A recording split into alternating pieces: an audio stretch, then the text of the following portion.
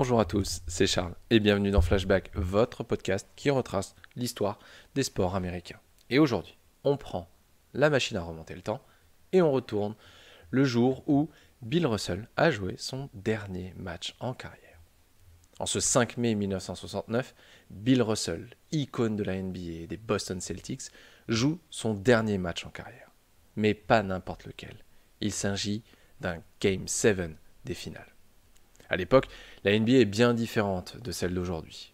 14 équipes seulement composent la grande ligne, et on ne parle pas encore de conférence, mais de divisions ouest et est. Cette année-là, les Boston Celtics réalisent une saison à 48 victoires pour 34 défaites, qui les place 4e à l'est.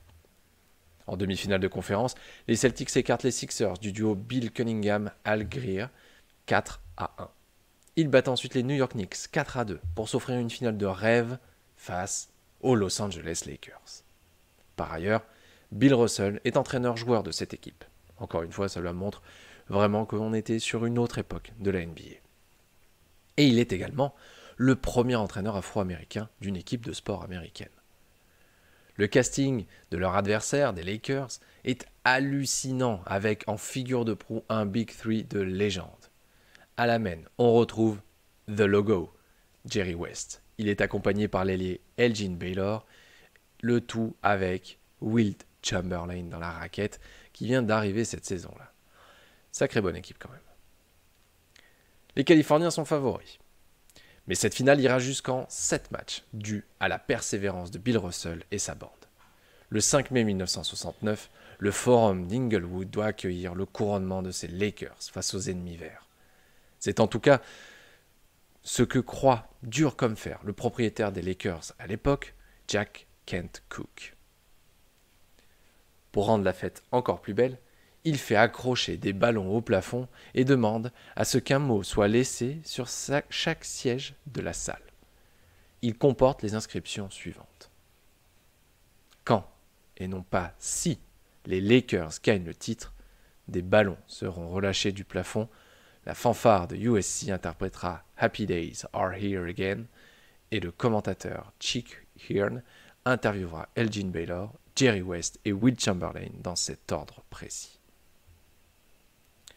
Le match, longtemps dominé par les Celtics de Bill Russell, s'avère serré sur la fin. Les Lakers font un comeback dans le 4e quart-temps, mais tout ne se passe pas comme prévu. Wilt Chamberlain s'embrouille avec son coach, un certain Butch Van Breda Kolff, à quelques minutes de la fin.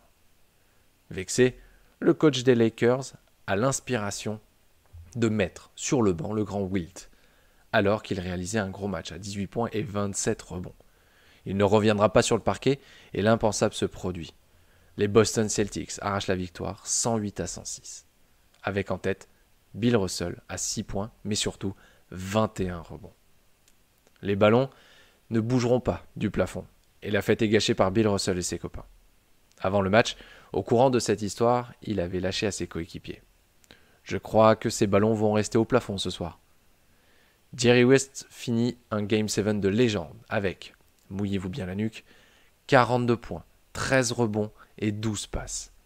Il est bien épaulé par Elgin Baylor qui pose un joli 20-15-7. Le Logo sera élu MVP des finales.